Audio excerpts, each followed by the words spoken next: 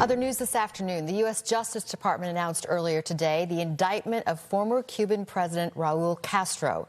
He now faces charges of conspiracy and murder. Alex Maragos in studio tonight with much more on the story. Alex? Yeah, Alison, Castro led the country from 2006 to 2018, taking over for his famous brother, Fidel Castro. But the indictment is focused on what he did as head of the Cuban military back in 1996. Prosecutors say that he ordered the Cuban Air Force to shoot down 2 planes that year, and 4 Cuban Americans on those planes were killed that day. And they were part of a group called Brothers to the Rescue, which helped Cuban exiles reach American shores. Cuba then claimed that the planes violated their airspace, and that's why they were shot down. At the time, the Clinton administration condemned that strike and issued sanctions, but some Cuban Americans and lawmakers wanted criminal charges from that day. Well, now the 30-year wait for that is over.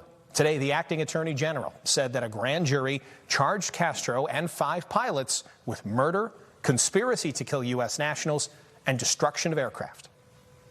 They were unarmed civilians and were flying humanitarian missions for the rescue and protection of people fleeing oppression across the Florida Straits.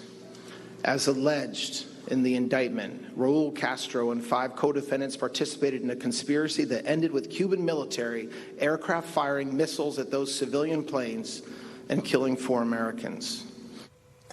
Now, President Trump says this indictment is not an escalation with Cuba, but the administration has put more pressure on his government. The U.S. has effectively cut off its energy source by decapitating the leadership of its biggest supplier in Venezuela.